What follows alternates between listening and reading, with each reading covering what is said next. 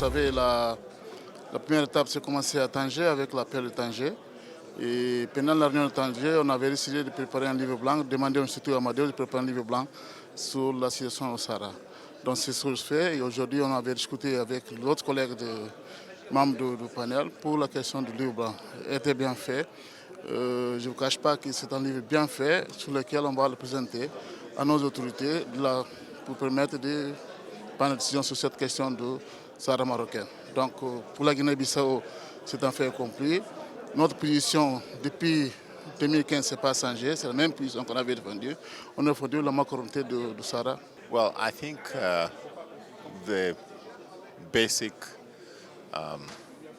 what we'd call the basic anchor of the White Book is that it is based on the truth about the history of the issue of the Moroccan Sahara, the truth and not propaganda that has been perpetuated by Algeria, and that hopefully Morocco can be treated the way other African conflicts have been resolved. The highlights of the White Book is ideally a follow-up of the Tangier appeal, which was in November 2022.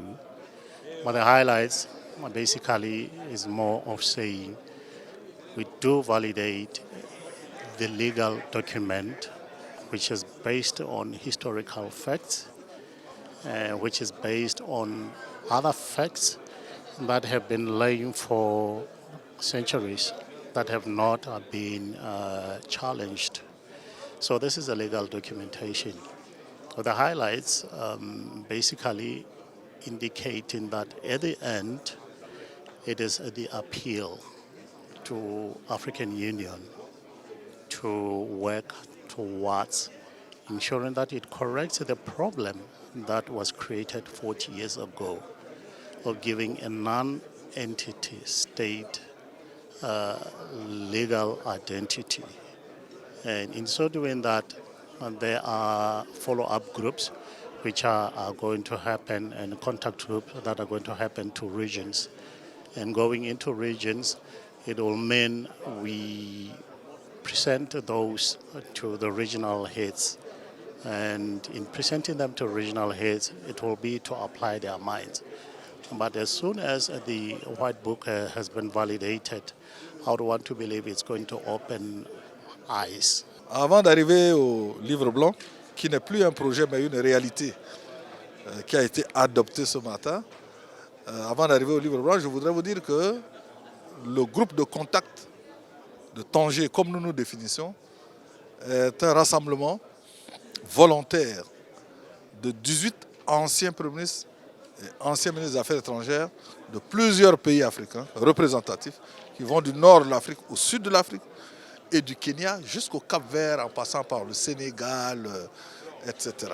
Donc, notre objectif, c'est de rétablir à travers le livre blanc la vérité historique et juridique sur la marocanité du Sahara. Et l'objectif de cette démarche-là est d'arriver à l'exclusion de cette entité qui n'a pas d'existence juridique et qui n'est pas un État, c'est-à-dire la RASD de l'Union africaine, pour crédibiliser l'entité. Ce livre blanc, c'est l'issue de beaucoup de discussions à travers 45 pays. Ce livre blanc, nous avons commencé à l'évoquer au mois de novembre dernier lors de l'appel de Tanger et il se concrétise aujourd'hui. Quelles sont les grandes lignes? Elles sont extrêmement claires.